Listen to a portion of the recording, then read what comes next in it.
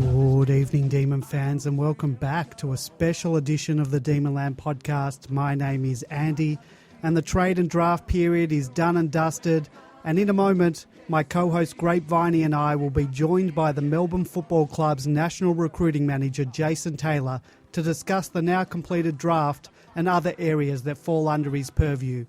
Later in the program, we will be joined by longtime Demonland contributor and writer George to discuss our thoughts on the new rookies, as well as Harley Bennell and Mitch Brown. We'll also cast our eyes over our 2020 draw, give our thoughts on the possible 2020 captaincy and leadership group, and the all-important new jumper number allocations. We'll also take your calls too, but first, Jason Taylor. Our guest tonight is Melbourne Football Club's National Recruiting Manager, Jason Taylor, who has just completed his 7th draft for the Demons. Jason, thanks for giving up your time to join us on the Demonland podcast. A pleasure, Andrew. Jason, Luke Jackson at pick 3 was, at least in the eyes of some pundits, an unorthodox decision. It's unusual for Ruckman to go so high. Can you tell us a little bit more about him and why he was such a compelling choice for the club?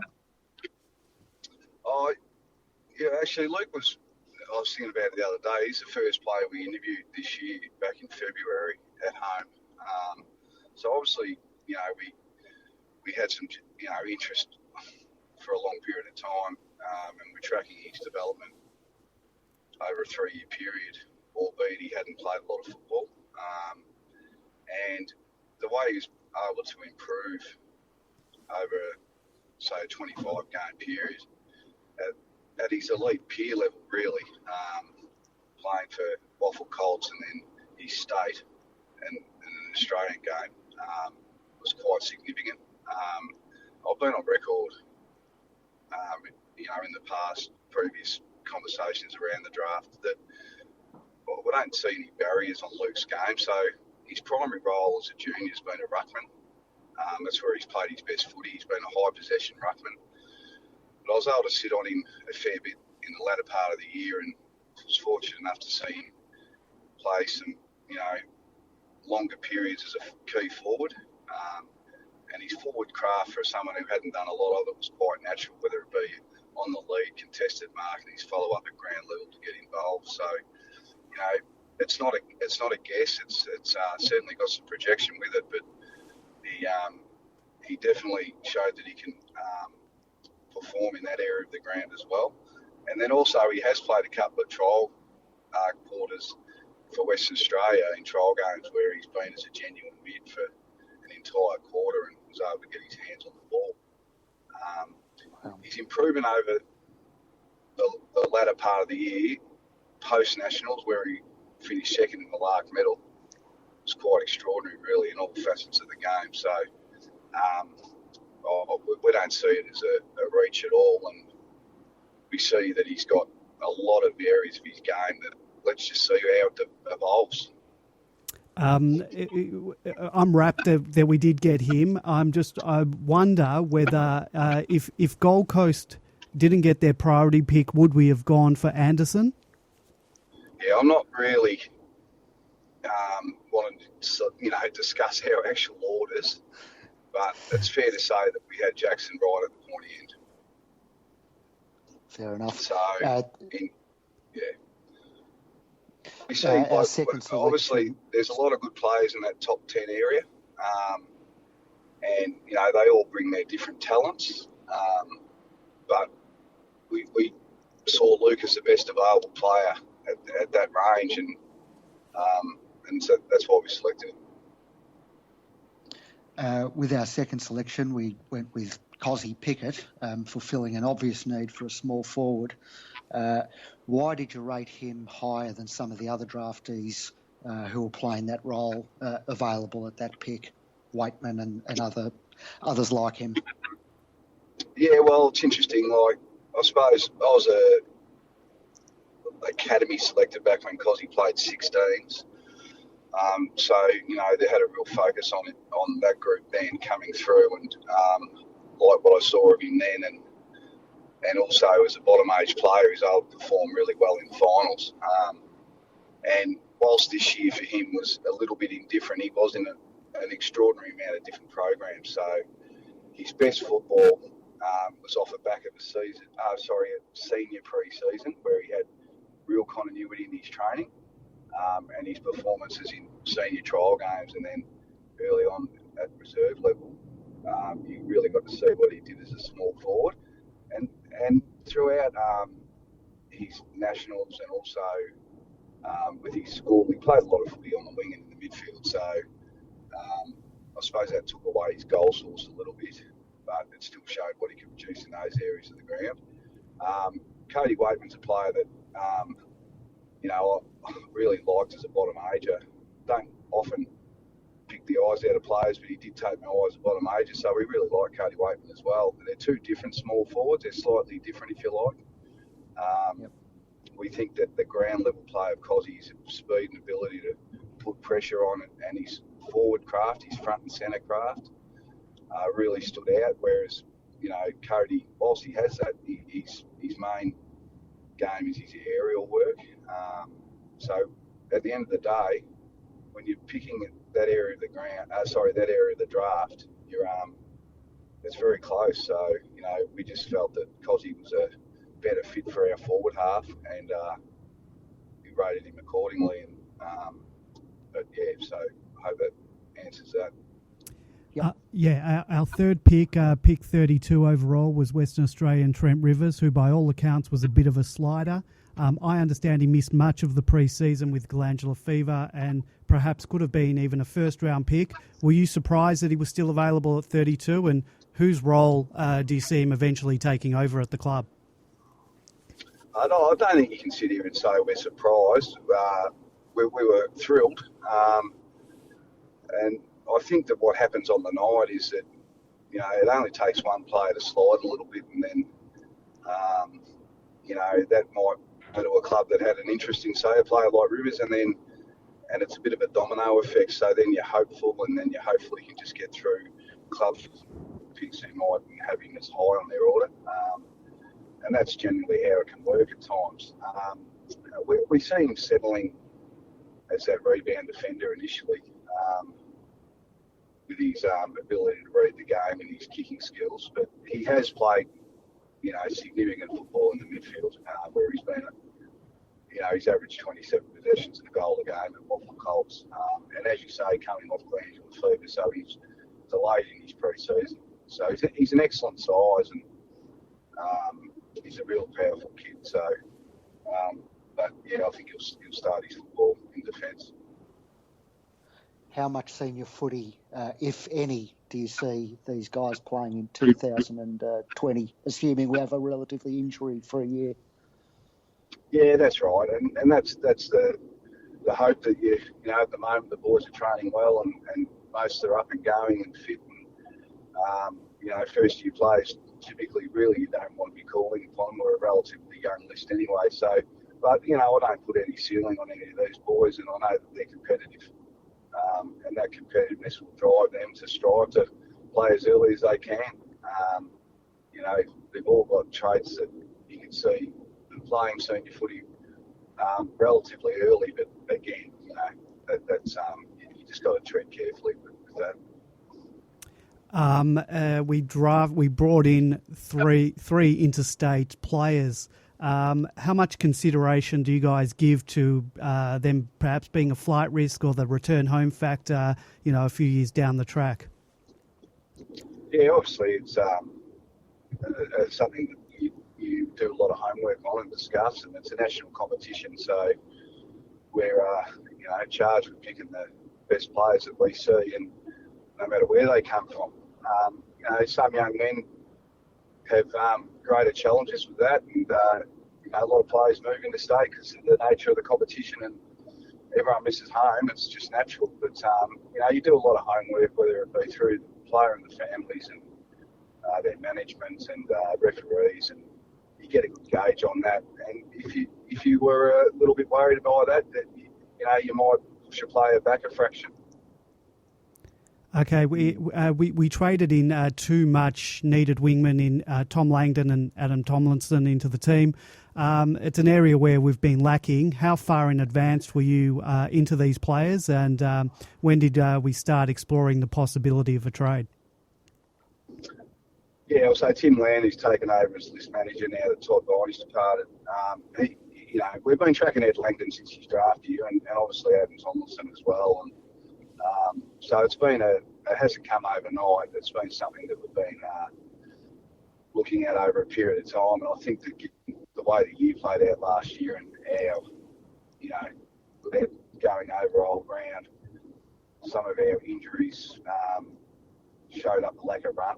So it became more apparent, more important, albeit it wasn't as, I suppose, glaring in 2018. It certainly became more glaring last year. So it has been something we've been looking to do, and it's just been an ability to manufacture it. Free agency with Tomlinson also allows you not to give up anything. We see Adams settling on the wing where he's played some of his best football, where he's just a real grinding runner. He's been thrown around a bit in recent years, so looking forward to seeing him settle down. There's a lot of excitement around Harley Bennell training with the club at the moment, starting this week. Have you been involved in that process, and what's the hope and expectation there? Can he play senior footy this year? Yeah, obviously, Tim Lamb and Josh have been heavily involved with that, and I was part of that process and met with Harley as well. But it's a real just let Harley settle in, and it's going to be a very, very gradual process, and a lot of water to go under the bridge before there's really any commitment can be made there. And we all know he's an exciting talent. So if it was to all the planets were to align and it was to work out, it would be great for the footy club. But it's just, I think everyone needs to just keep the powder dry a little bit on that one and let the process take course. We've just signed up delisted Bomber Mitch Brown. He's just started training, I think, today for his first time on the track. If he ends up getting a spot on the list, can you see us playing three talls with Mitch alongside Weed and T-Mac, or is he likely to just be there as a backup, as a just in case? Well, he signed yesterday, Mitch, so that's official. He's had a good year last year, and he does provide a different type of forward craft to the other two. He's a good ground level player as well. He's got some good footy smarts. He can really run. There's no limitations on how that looks, but certainly we just thought it was a good opportunity to bring in a player who's a good character and he played some good football last year. We've made some huge strides filling gaps in the list. Do you feel we're still lacking in any areas, and how do you rate the depth of the list overall? Yeah, I was just looking through it last night. Look, I think it looks pretty settled, and it's one of those, when you're watching them train, so this time now as we speak, and then compared to last year, well, yeah, things look pretty good, I think, and the guys look really fit and healthy, and they're back to where they were. And I'm a positive person. I think it looks pretty good in most areas. You just got to keep searching and evolving as you go, and as football's played, things become more apparent. But we think we've got enough, tall depth in both ends of the ground, enough midfield depth, which we'll continue to look at. We've added to the outside run and our small forwards, like even Kay Chandler and Toby Bedford having really good pre-seasons. Charlie Spargo, until he just got a bit of a hiccup there, was as well. And they're all different types of forwards. We think that we're pretty well off in most areas, and now it's just about getting to work. And I think that was an attraction when you're looking at players like Pickett, Waitman, and the like, and particularly Keziah, is that small forwards of that ilk, they just don't really come along too often. Over my career span doing it, there's been literally a handful, really. Jason, we were fortunate enough to have 2 first-round picks this year. How hard has your job been in the previous 2 years when we haven't had any first-round selections because of the Jake Lever and the Stephen May trades? I think you just go about your business, because there's obviously with future trading and you just don't know what can happen. And part of your thinking when bringing in a selection, which we've been able to do on a few occasions, is get them in now. If you rate a group of players, just maybe get them in now and get them going 12 months in advance. And who knows what can open up next year. And so you just got to be mindful of that. It's not a decision that's done willy-nilly and giving away a future first-round pick. But what we're able to do is give away a future first-round pick to get a future first-round pick in. And through that process also, we've been able to turn, which is effectively pick 97 back into 28, which then ends up 32 with academy bids. So it's been a really effective trade draft period from that sense. Aaron Hitchkey went down with an ACL injury in the pre-season and consequently didn't play a game. Tom Sparrow missed a large chunk of the year too with a knee injury. How are they tracking in their return? Yeah, they're going well. Aaron's still non-contact, but he's doing a lot of the training though. Like in that simulation, you might, if you're ever down a train, see him in the red hat. So he's non-contact there, and but he's going really well. He's a real strong runner, and he's got high for the IQ, so he just finds the ball, Aaron. Yep. So that's his strength. So they've been very impressed with him over the pre-season to date. Sometimes there's a silver lining out of an injury, and that's that you learn and grow. Not only as a player but a person, and he's really settled in and having a good pre-season. And with Tom, I've been really pleased the way he's come back, and it's really strong and powerful and fit. And, I know that people at the club are excited by what Tom can produce, and he's training well, and been really impressed with his aerials work as well at training. Like he's had a real presence in the air, really cut the balls off. So no, he's going well, and they've got some flexibility in their game, whether it's back or midfield. Again, they're just youngsters like James Jordan. He's come back good as well, and he's delayed 8, so he doesn't need games for this month. Yeah. We just had you breaking up a bit there, and you were talking about James Jordan. That was the next one I was going to ask you about. But also, if you can give us how's young Bradkey tracking this pre-season? Yeah, sorry guys, I'm actually just driving down the ride. We've got the camp there with the coach and Shannon Burns today, later today and tomorrow with the new players. But it's he's going well. He's put on a little bit of size. He's a real project player, Austin, and he's just learning his craft and learning the training standards of a elite AFL environment.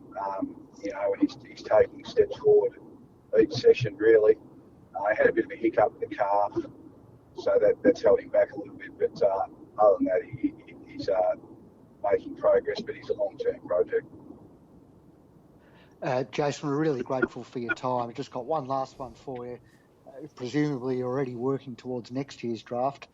How's that shaping up, given that there's meant to be a large number of father-son and academy players, and a couple of other names that are of interest to Demonlanders, Kobe Farmer and Kalani White, son of Jeff. How are they tracking? Yeah, Jeff's son's still a little way off, and Kobe's obviously this year, and he's been playing some futures games with Peel Thunder, where we were able to have a look at him at the back end of last year. So we'll just keep tracking there. We've had him down at the club during the year, and it might have been middle of last year, but we just got to keeping progress on how Kobe's going. Obviously, Jeff's a legend in the club, and we'll be putting our best foot forward there. He's also Next Generation Academy for Fremantle.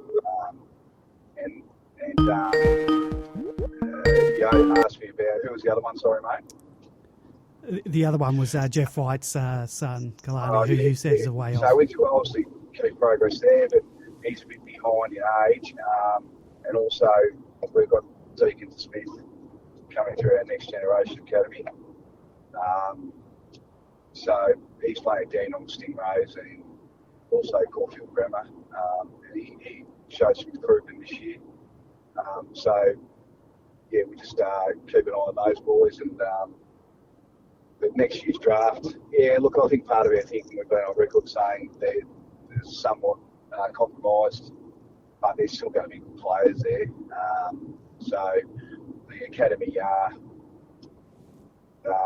week start next week, where we'll be able to sit down and briefly have some interviews with some of those players in the hubs, watch them train. We've got 2 players coming into our club, Phillips and Ollie Lord, who will spend the week with us. So we pretty much move straight into next year, next week. And then obviously Todd Patterson's been doing our futures work leading into that anyway. So we're pretty well placed on that. And there's always players that evolve. So, we don't know much about, which happens every year. So we look forward to getting into that.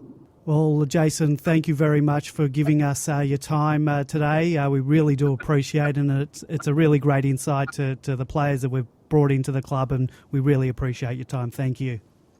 No worries. Sorry, it did break up a bit, some of that, mate, so I'm sorry about that. Not a problem. It's all good. All good. Thanks, mate. Nice. Cheers, guys. Cheers. Well, that was Jason Taylor. Always great speaking to Jason. You get a real good insight into the draft picks and the whole process. Grapeviney, it was a great interview. Yeah, very grateful to the club, firstly, for offering up Jason, and also very grateful to the Demonlanders for the many questions we got on the thread, some of which we managed to include in the interview. Of course, we couldn't go on forever and ever. We wish we could, so had to cut some of those down. But, great to hear from him, and hard not to be just a little bit excited, perhaps, about next year, I think. Yeah, it is very. I am very excited this time of year. Have you been drinking any bathwater? This time of the year is the best vintage of bathwater there is. I love this time of year, and another person who probably loves this time of year is our good friend George on the outer. George, good evening. How are you? Good evening, Andy, and good evening, Grapeviney. Good evening to all the Demonland aficionados. I don't know how you're going to last the next 78 days till a footy's kicked in anger, if you're getting so excited at this stage of the year.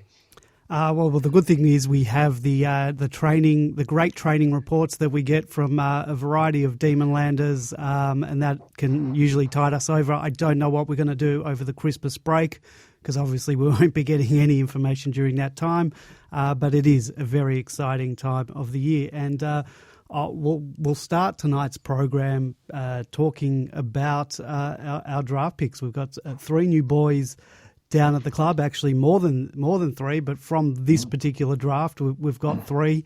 I'll start with you, Grapeviney. Were you surprised? I think we knew we were after Luke Jackson with pick number 3. Is that the play? Is he the player that you wanted? I can't say I know too much about the draft, Andy. I read, what's online. We see the highlights. All the players look fantastic to me, and I note that when Fox Footy calling them out, up to at least the first 40 could all be the pick of the draft. So, I trust in the experts and what they've done, but I've got to say that from a logical point of view, the selections make good sense to me. So I'm excited about the 3 players we've selected. Yeah. George, I'll throw it to you. Are you happy with going for a ruckman? I know it's not the usual pick to pick a ruckman with such a high draft pick. It's usually reserved for the midfielders. What are your thoughts with our pick? I think it was interesting that from Jason's interview then, when he said that they'd been tracking Jackson since February, I think it was.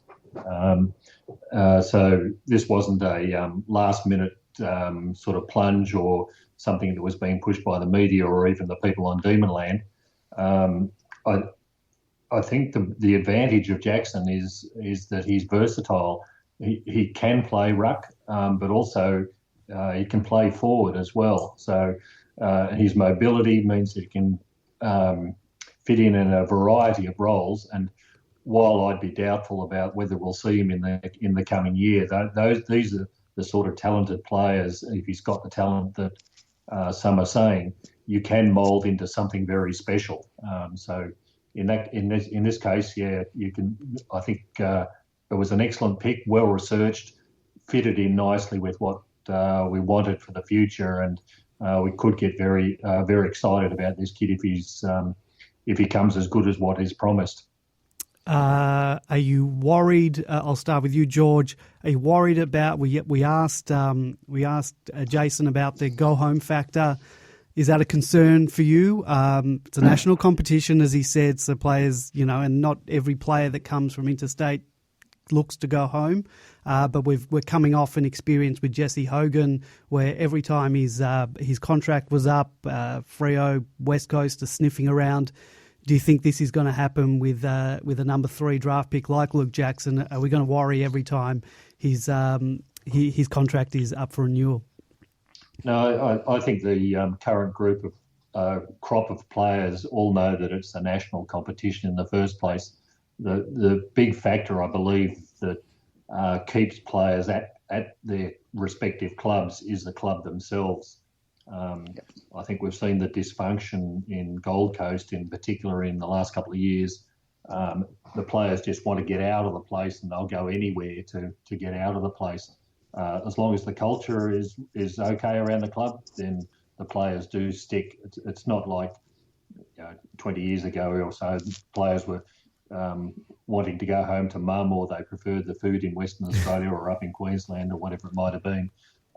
They're now much more professional and much more prepared than they ever have been in the past. So, yes, it might be a risk, but yeah, he could just as easily be picked up by Collingwood as being picked up by West Coast into the future.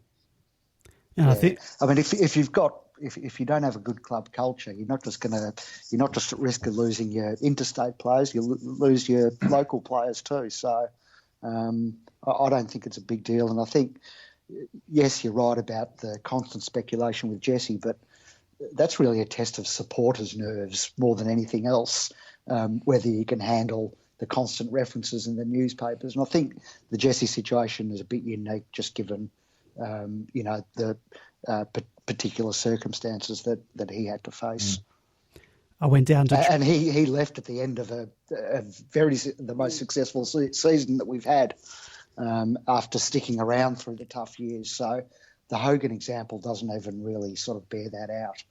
Yeah, I was just about to say before that, success as well helps keep players. But then again, that Jesse situation proved that theory completely wrong. So unless he had some foresight in what was going to happen in 2019, that doesn't hold true.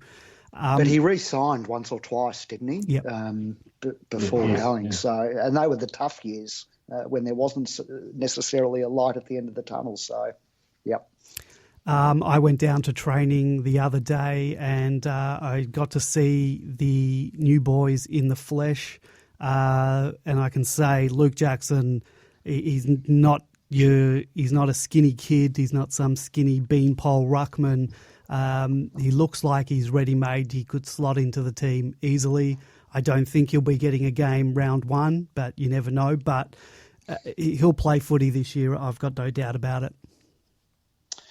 Yeah, I mean, I haven't seen the train, but Pickett for me is the one who's probably most likely to debut early or debut first out of the group, I think. And a small forward can sort of do that. But in a way, you'd kind of hope, as Jason said, that you're not relying on your draftees to be playing first year up. I have to agree with Grapevine there. Sorry, Andy. I think Pickett's the most likely, simply because Pickett's the most likely to fill the gaping hole that we've got in the small forward area. We've covered a lot of the other areas on the wings that were problematic. There might be some were suspecting a problem in the forward line. Well, that seems to have been covered by the recruitment of Brown. But yeah, I would suspect Pickett's the most likely. And given the role of the small forward, unlike a ruckman big forward that Jackson would be, is, you know, you need to put a lot of development into the big blokes and not so much into the smaller ones. Yeah, Pickett, you know, people were worried, you know, he's really short. I saw him at training. You know, he's also not a skinny kid either. He's got a bit of size to him, and from some of the highlights I've seen, he's got a bit of mongrel to him as well. And you know, that's what we're severely lacking. If he can find the goals and be able to, you know, tackle and provide some of that, you know, defensive pressure in the forward line, that's something we've severely, you know, sorely missed. You know, that's huge, and if he can provide that for us, yeah, I think he'll be getting a game early on this year as well. Which is good for supporters. A little bit of X factor never goes astray, and we haven't had that sort of spark. So it'll be good to see it if he can light up the G. Yeah. Can I just say one other thing? It's great to see. I really like seeing those pictures of him on the G for the first time, standing there with his Nana, who was in tears on draft night, and it's particularly good, well, for me anyway, to see it with these Indigenous kids who, particularly the ones from remote communities, if footy doesn't work out for them, they don't have the same opportunities that, you know, a kid from Brighton Grammar does. So to see the passion and the emotion and the significance of it for the family is one of the aspects of draft night that I really enjoy. Yeah, that's true. The other boy we picked up is also doesn't look like a boy. Maybe he's got you know, he's got a fresh young face, but he's a big boy too. And I think they quoted his height as 188. I think he might be a bit taller than that. I'm not sure, but he certainly didn't look dwarfed by the 198 to 200 centimetre Luke Jackson. He looked big next to him, and he's got a big pair of mitts, I must say, and not a small, light frame. And I really liked what Jason Taylor said about him, that he did play quite a bit in the midfield as well.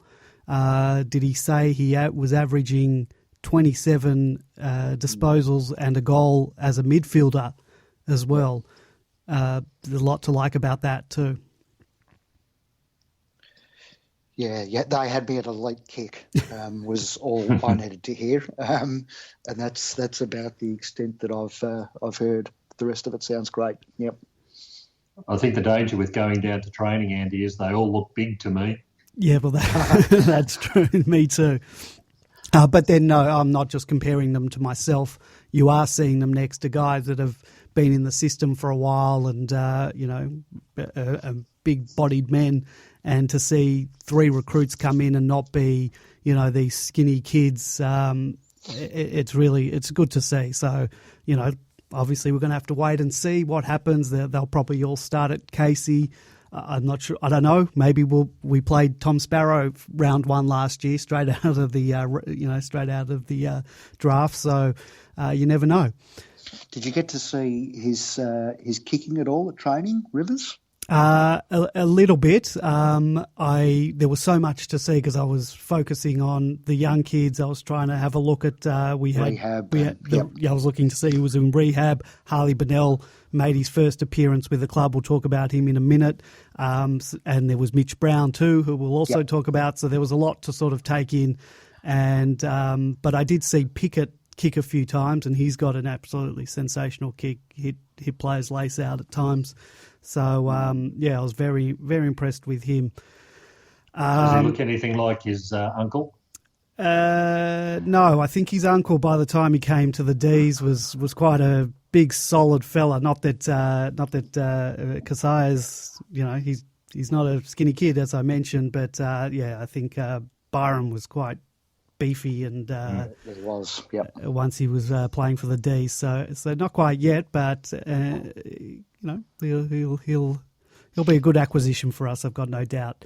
I guess the fanfare at training the other day was, there was a heap of reporters down there, and they were all there to see one man. They were there to see Harley Bennell, who hasn't been picked up yet by the Ds. He's been invited to train with us, and providing things go well, we'll probably list him as I don't know, George, do you know what the listing is, whether it's a Category B rookie or the like? I'm not sure whether there's a list space available for him or not. Yes, there is one list space, I believe. This is the supplementary player list, whatever they call it. Basically, and with the change in the rookie rules, you can basically play rookies from day one in any case. So as far as I'm aware, there's one spot to go there, and if he wants to show that he's good enough to do it, then it looks like he's been slated for that. But if he doesn't come up, I think we've still got, like we did with Marty Hoare and Dunkley last year, you can still bring players in at a later stage. So as I said, I was down at training, had a good look at him. He started off by just walking a lap. He then went over to the rehab group. He sort of did a few jogs. I would estimate about 50-metre jogs. He was sort of being timed on those jogs, and they really were jogs. It wasn't even really running. So he's not doing much in terms of running. I'm not sure what the schedule there is. I think I read somewhere that he won't be going into the full swing of things until February. I'm not sure. Did you guys read that article? There was something about him not starting until February proper. So there's a lot of water to go under the bridge with him in terms of, I wouldn't be expecting him to play for us for quite a while. If he does play, then it's not going to be until the latter half of the year. Yeah, it's interesting, Andy. I did a little bit of research on Dr. Google. Apparently he's had both plantaris muscles removed from his calf. There's a whole series of muscles down which make up what we call the calf, but it's apparently not an unusual sort of injury in that area. And there was also another interesting article from the Victorian Institute of Sport of 10 athletes who had similar surgeries. So it's not a great definitive group on which to draw on, but one of those athletes had the same surgery and 3 months later was actually competing in the Golden League athletics. So that sort of gives you some hope that in the short term he could be back, but of course he hasn't played for so long that he's got to get not just overcome the surgery, but also get to the necessary AFL level of fitness. So yeah, full training by February would be fantastic, but it'll still be a couple of months later at the very best before we would expect to see him, I suspect. Yeah, I'm not factoring him into my equations or my best 22. I hope for the best, but yeah, not expecting too much out of this one. Yeah, I think even the pessimism I had, I think Jason perhaps added to it with the way he described it in the interview. I'd sort of give it maybe 5% chance of coming off, or 7.5% chance of coming off.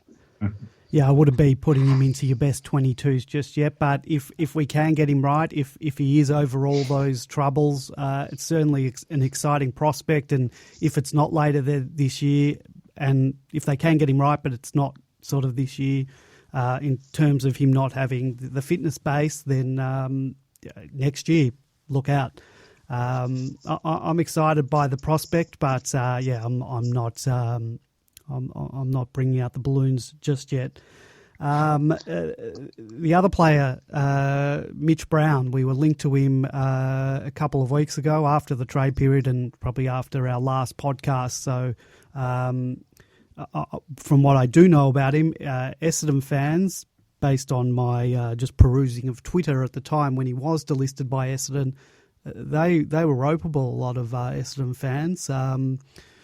So they weren't happy of getting rid of him. Is he 28 years old? Yes. Or 29? 28, 29, yep. So yep. They weren't happy that they got rid of him. What do you think about him as a prospect for the Demons? He's on the list now. It makes sense. And as I sort of said at the top of the show, it's logical. The fact is, had we had him this year, he would have played because we needed him. And he'll be the same next year's insurance should there be injuries or the forward setup the forward line not work as it didn't this year. When we played Sydney later in the year, we had no tall forwards.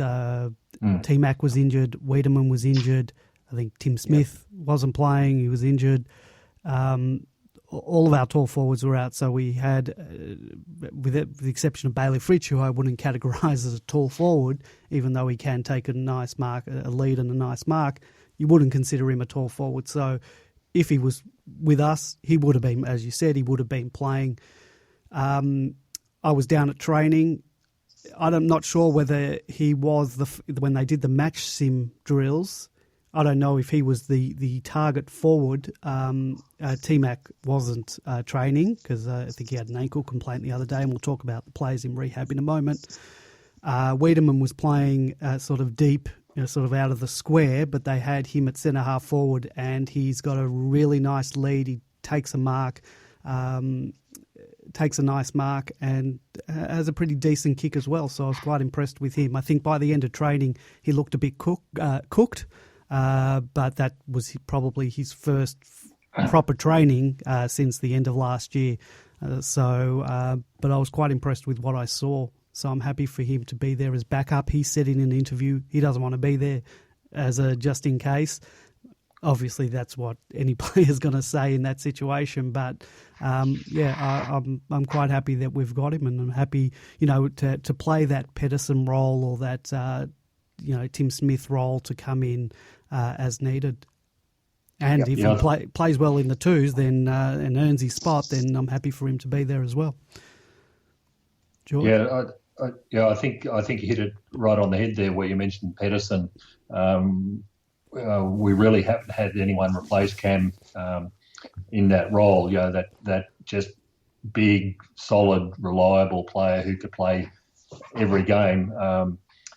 Brown played, I think it was 16 games this year for Essendon and kicked 21 goals, which was only one less than our leading goal kicker in Petrarca for the whole season. So he's bringing something to the club immediately.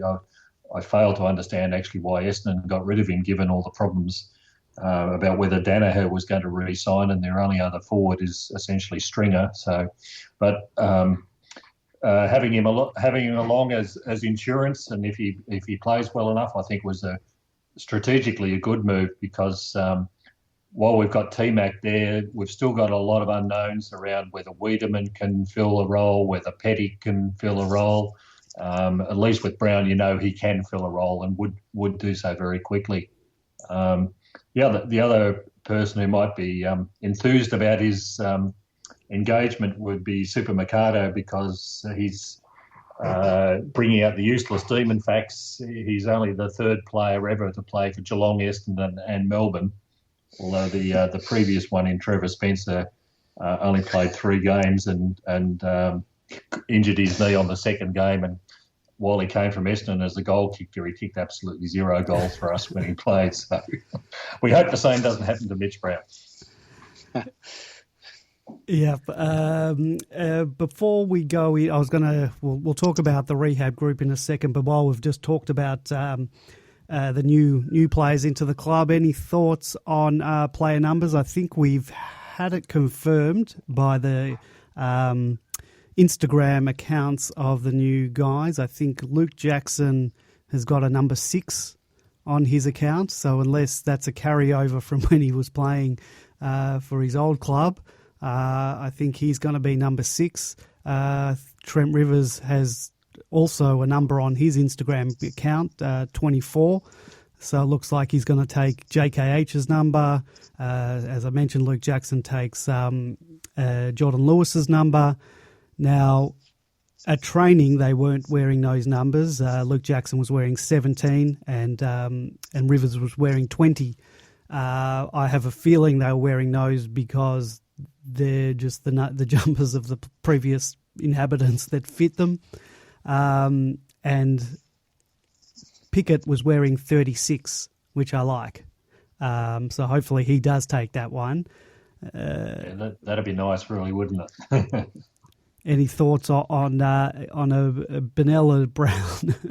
What else? Which numbers are vacant? I guess 17's out there if it's not Luke Jackson. 15's available. 15. Oh, well, Langdon, I forgot Langdon and Tomlinson, I nearly joined their names together. Langdon is wearing 15 at training. Not sure if that's because he fits into Billy Stretcher's Guernsey or not. But he could be 15, and we haven't seen Tomlinson grace the field just yet.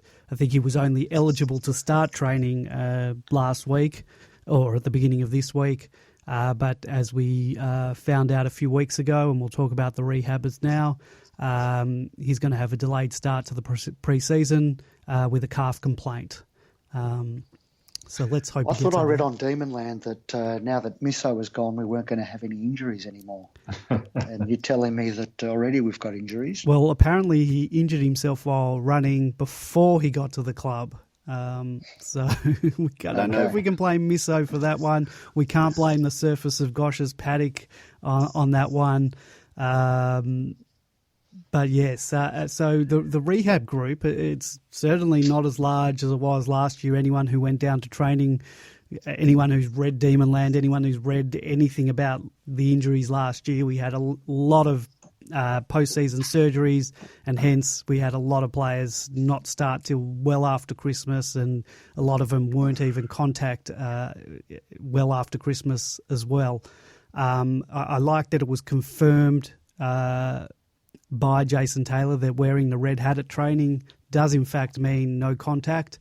There was a player the other day, Nitschke, was wearing the red hat, so he's in full training, but he has the red hat on, so no contact for him. Our rehabbers at the moment are Hannon, who I heard somewhere that he's got a groin complaint. Obviously Bennell is in there, Tomlinson, who we mentioned with the calf complaint. Petty, do either of you know what Petty's injury is, George? Nothing that I'm aware of, no. He was in the thing, and Baker as well is at the moment in the injury group. T-Mac had a complaint the other day. Apparently, someone mentioned he might have just rolled his ankle.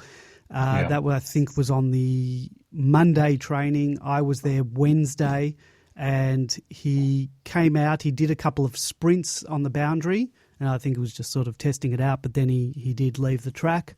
I'd say that's more precaution. They're just going to ease him back into it. Maybe his toes spread to his ankle. It could be the toe. I don't know. Related to the original injury. I'm not sure whether it was Sati who mentioned the ankle, but yeah, it could be the toe. We don't know. So the other one, and the concerning one for mine, Viney, has been wearing runners when he was even in the full training group instead of the boots. So there's obviously something going on with his foot. And then I think the last two trainings he's been in the rehab group. I saw him just riding the bike. He did a couple of runs, quite vigorous sprints around the boundary, and then was on the bike. So he's still obviously able to do some things and keep up that cardio work, but it's a concern that he's obviously they're deloading, doing that whole deloading thing. But I'd like to get a full pre-season under his belt, or pretty close to it. Yeah, Mitch Hannon and Oscar Baker are the other two in there that really would be wanting full pre-seasons too. Neither of them had a full pre-season last year. Hannon, I think, had the knee complaints and was sort of in and out of rehab with that, and then obviously we know that he didn't play much of the season with that. I don't know whether this is also the knee or it's something else, but it is concerning him and Baker, because Baker just can't get a good run at it. didn't have a full preseason last year, not going to have a full preseason this year. He's got Langdon and Tomlinson in his positions coming into the team. Yeah, it's at the moment not looking good for him. Yep. And there's one guy that you forgot in all of that, I haven't. Andy, that's Mr. Vandenberg. I've got two guys, two that I'm one not as worried about because from all accounts Vandenberg has been sort of not necessarily being in the rehab group, but he's been doing other things, but more vigorously than, say, the rehab. Because when you go down to the rehab, they're really not doing such vigorous training. They're doing whatever they can do, whether it's jogging or. But he's been doing. But the concerning thing is that he's not doing the full match sims and all that. So there's a little concern there, but he's been doing a little bit more than he was doing last year, that's for sure. But there is one other guy that I'm really, really concerned about, and he, I think, appeared early on in the trainings but hasn't been cited of late, and that's Cade Kolajasny. Is that a worry for you guys? I mean, he's had the concussion issues. I don't know what the issue is now, but not being. Well, we heard cited. concussion in their neck, and then we sort of don't know what was going on. But he's another one that has not really factored into my thinking. And Vanders is a hope and a prayer rather than anything else, because he just hasn't played enough footy to warrant the trust that he can get his body right. So hope for the best. Yeah. Kate Kolajasny sounds like a rerunner of the McCartan situation, isn't it? Just can't get on the track. When he does, something goes wrong. It's a sad situation. At the moment, we didn't have his services last year, so we won't miss him. But I hope Vandenberg gets on the track. Being desperate Melbourne supporters, you look at the previous games, you look at the 2018 finals, even the JLT games from last year. When you see Vandenberg on the ground, we look so much better aside. So missing him could be very critical. But we just got to keep the fingers crossed and hope that he doesn't become another one of those statistics or another one of those maybe could have been players that we seem to have a long history of. Even the recent history players, Tim Smith, Corey Maynard, Vanders, Baker, who are still with the team, Joel Smith, and Joel Smith was training with the full group, so that's good to see. Hopefully he can get a pre-season under his belt, but he's also been one of those players in and out of the team. We've had a lot of those players, so we just need a bit of luck with some of those guys. Because I did forget to mention, if you would like to join us on the show tonight, you can do that two ways. You can jump in our chat room at demonland.com/podcast, write something, say something, comment, we'll read it out if we can. Or if you want to join us and give us a call, 039016 3666. That's 039016 3666, or Skype us at Demonland31. We love hearing from Demonlanders and listeners of the program. So if you've got something you want to say about any of the draft picks or you've been down to training, you want to give your thoughts, please give us a call. Boys, did you see on the latest training thread on Demonland, there was a lot of talk about the some of the balls that they've been using at training. They've been the Sharon Precision balls. I don't know if it was invented by Mark Williams or not, but they're the normal Sharons, but they've got a line down the middle and a dot on the ends of them. They're training aids. They do say that they're training aids for people of all levels of football, in this case elite players as well. Kicking was a bit of a problem last year for us, so there was someone on Demon, I can't remember who, I won't name them, but they weren't happy with elite players learning how to kick again. But if there is a problem, I want the club to fix it any way they can. And if they need to use training aids like that to sort out the issues, I'd prefer that. You can't go back in time or you can't delist every single player and get elite kicks out of nowhere. But yeah. These new precision footies, they've replaced the old plastic skills footy that we used to use at junior footy in the under 7s and 8s, those plastic balls. But I don't see what the big deal is. I know that there was a bit of a fuss about it, but as I think you pointed out in the thread, they don't use them throughout all the training. So, yeah, I mean...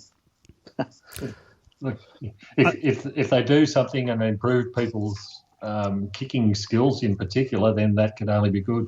I'm sure we all agree that we've had players in the past, and probably there's players in the team at the moment who you just wish would learn to kick properly in the classical case. But if this achieves the target, then that's great. But the other side of the coin is, well, unless they start using these footballs in genuine AFL matches, you're actually disadvantaging these players in the future. I don't know. I've got no idea about these things. Well, someone made a point that you can try and teach better habits of players, but perhaps when the heat is on, and players might just revert back to what they know. So, look, I'm all for them trying to fix something up, and if this is going to help, then I'm all for doing whatever it takes to sort of fix a deficiency in any aspect.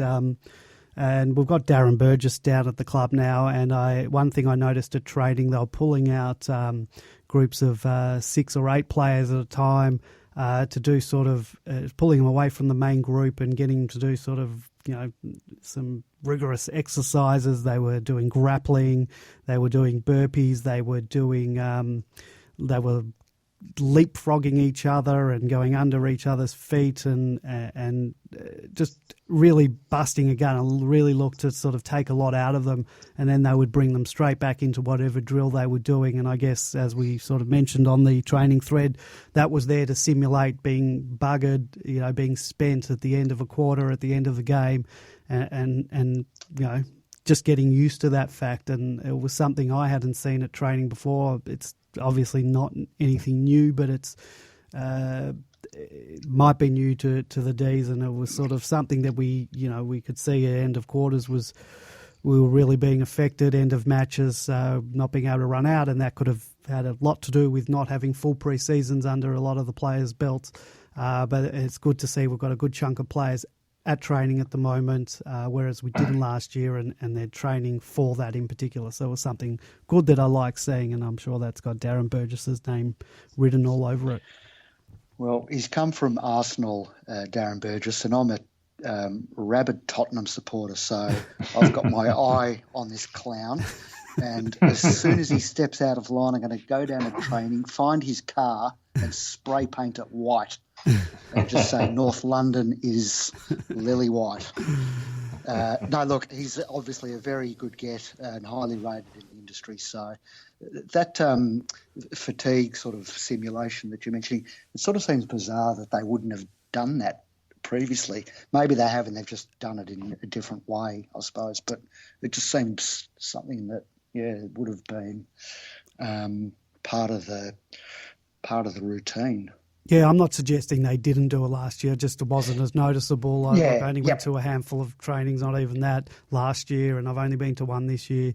But from all reports I've read, I can't remember even reading reports about that when from our regular track watchers last year, but I'm sure they do something similar. Done in different ways, yeah. Mm.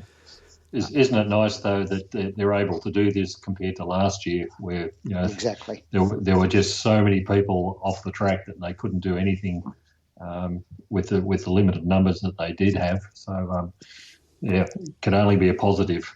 So some of the stats that were thrown out last year about how many players at some sessions was just frightening, and you can see why we had the year we had, and it's not the only excuse, but It's this year it's definitely not the case. The rehab group is tiny in comparison.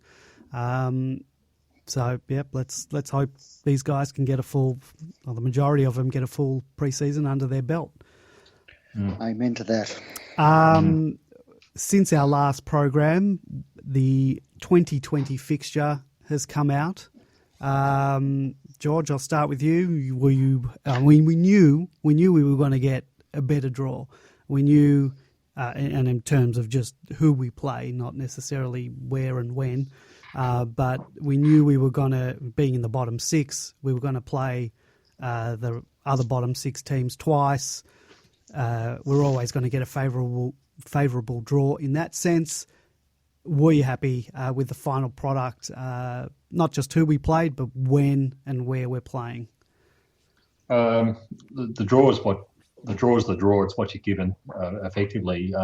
I don't hold to the idea that we've got an easy draw, simply because when you look at the bottom six from last year, us included, you look at Carlton, who've recruited heavily again and have got some really genuine talent there.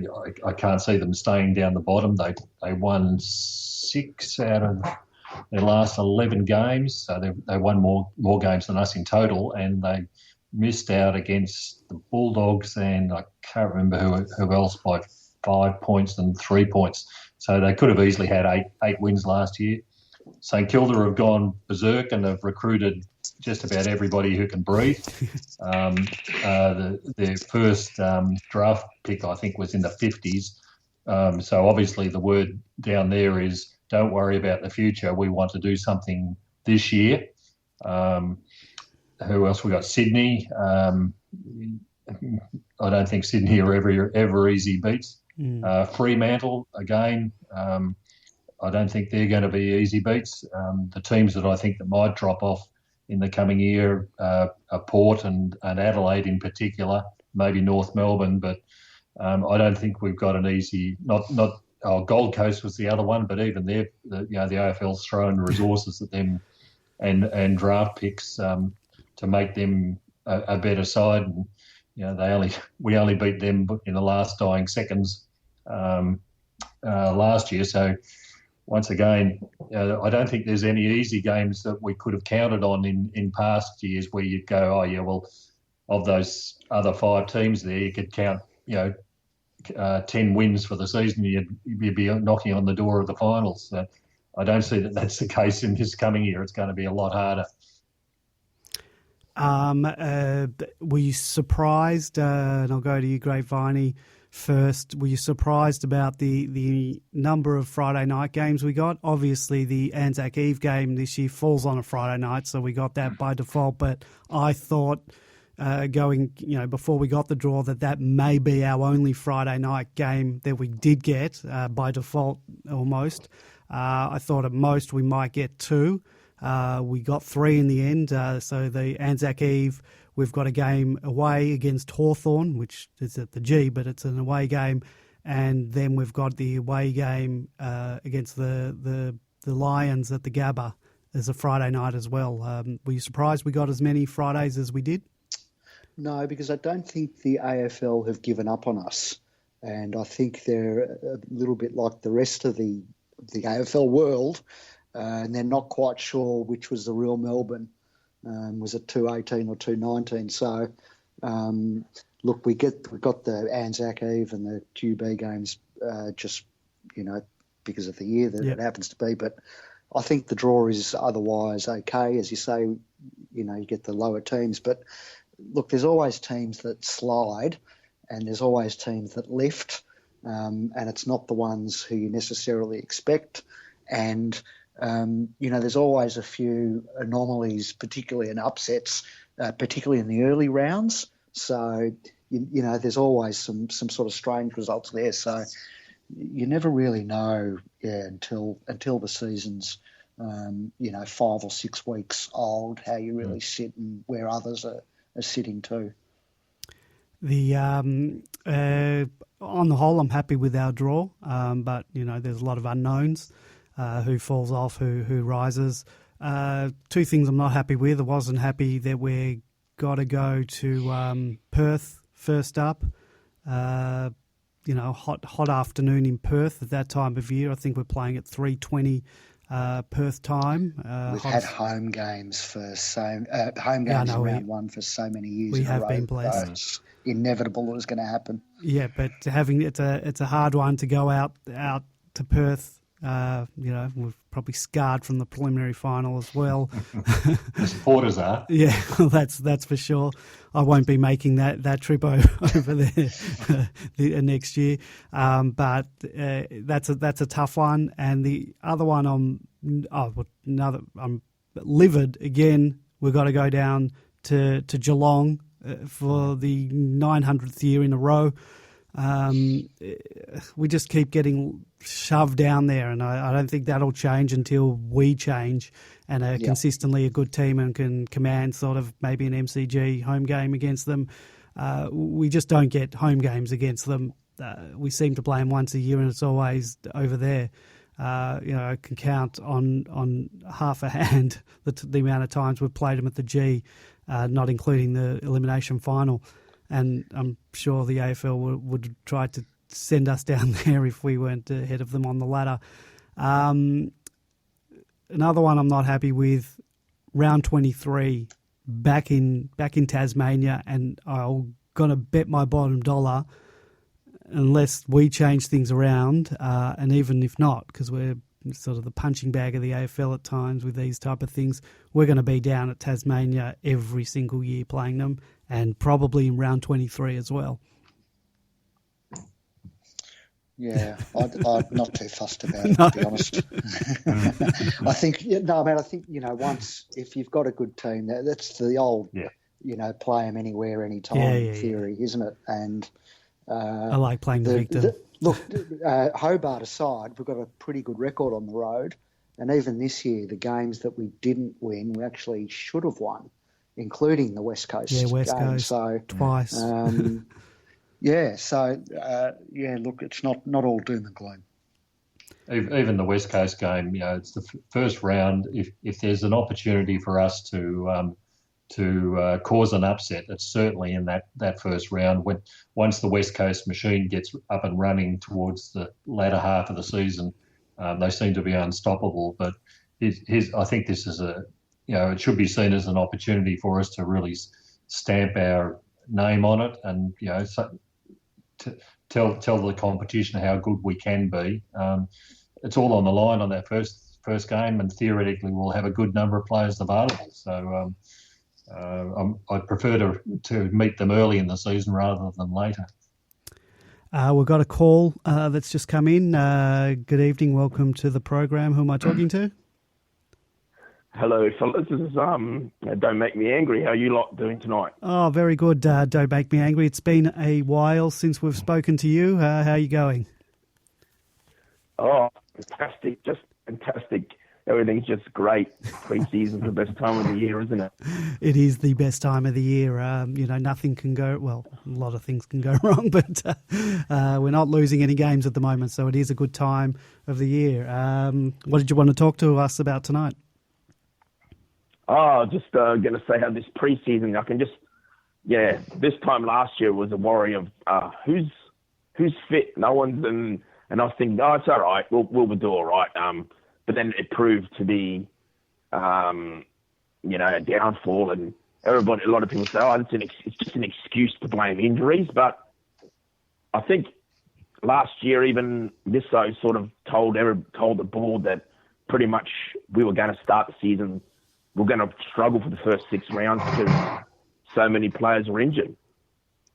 Yeah, I must say I was one of those people at the beginning of the year thinking, how much can it affect us? They'll get back, they'll train after Christmas, they'll get into it, and they'll get fit during the year. And I didn't realise how sort of important those miles into the legs for those few months before the start of the year are.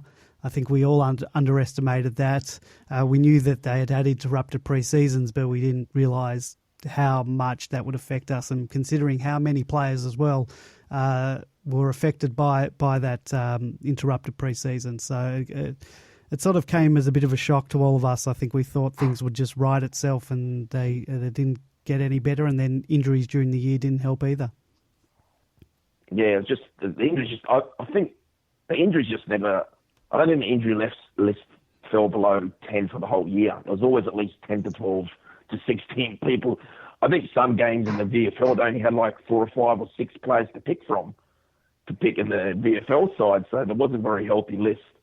But I think this year was the year that we just had to have the recession that the team just had to have, and like every great era starts with a really poor year. Richmond in 2016, even Hawthorn after they won, the premiership in 2008, they had a couple of lean years, and then they had their dynasty. So just hoping that history repeats itself again and again. So, and so I reckon we're just pumped, and everything sounds positive. And I think Petrarca is just going to have a dusty sort of a year, and Gus is going to come back the way he was the previous year when he came third in the Brownlow. I think he had a pretty bad preseason, and he couldn't do his 100-100s that he normally does in Christmas time. So if he does his 100-100s in Christmas time, I'm betting that he's going to have a great year. And I put a cheeky couple of dollars on Viney to win the Brownlow. I reckon Jack Viney's going to have a great year.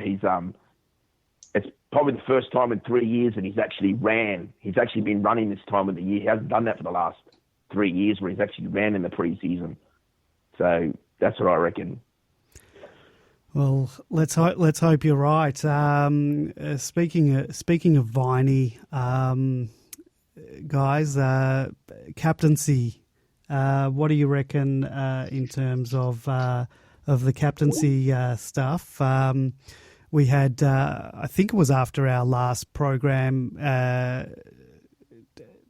Nathan Jones stepped down as captain of the club after great service to the club.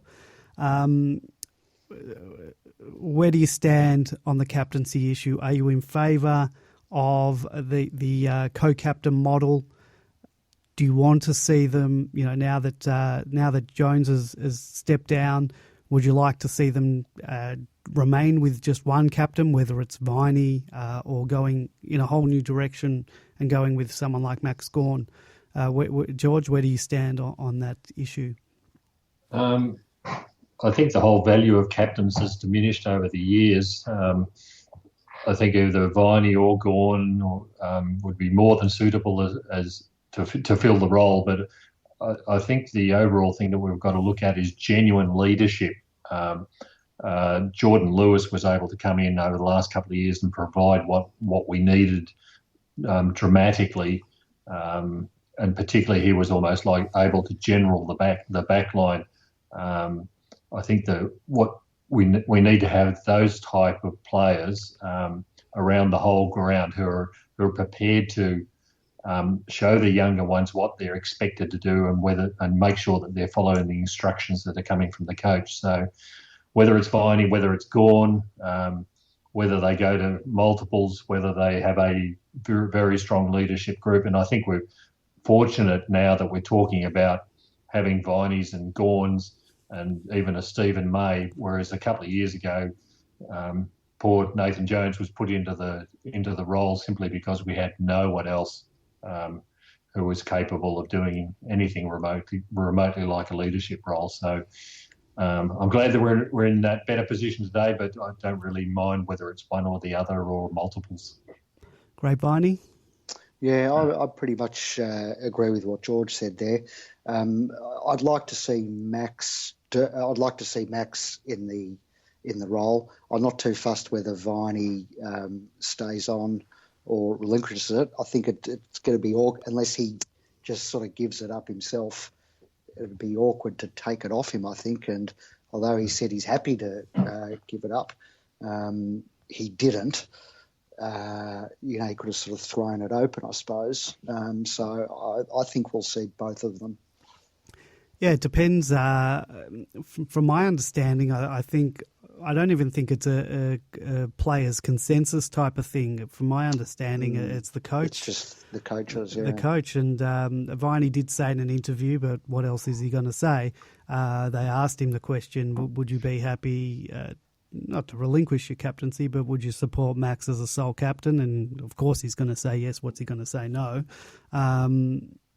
Yeah, look, I don't know what's going to happen there. I love Max, so I'd love to see him as captain, but yeah, it'd be an awkward sort of thing to take it off him, to strip him of it. But we said the same thing about Nathan Jones, and Nathan Jones has stepped down himself. So it's interesting. I've sort of got mixed feelings about Jack Viney, because I thought he was quiet. He didn't seem very sort of extroverted in his leadership this year. And I thought, yeah, maybe he's too worried about, injured and getting his own game right. But then you sort of think back to 2018 when he did come back from injury late in the season, and the way he played in the latter part of that year, and he had leaders stamped all over him then. So, yeah, I wouldn't give up on him. But I also see the captaincy about being sort of a representative of the club, not just on the field but off the field as well, talking to the media. And I think Max Gawn is sort of a natural at that. And I don't think the weight of captaincy would affect a player like Max's, on the field as it might some other players. I'd love to see him do it, but yeah, it is a bit of an awkward thing with how you deal with the current captain, and sort of not alienating him. But I'm not sure that it would. But yeah, it's watch this space. I'm sure something will be announced, in the next few months.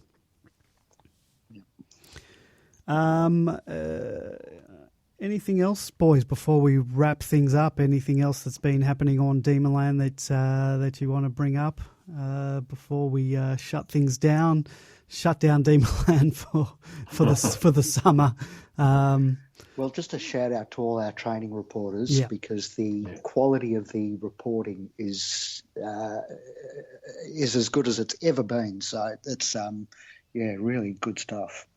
Yeah. Keep it up. I'll second that. We've got quite a few guys that do go down to training regularly, providing reports, photos. It's great. We just love any information that we get. So if you're a listener to the program and you're not a Demonland regular, get on. And if you do go down to training, we'd love a training report. Get up, sign up to demonland.com and create an account and let us know what's happening at training.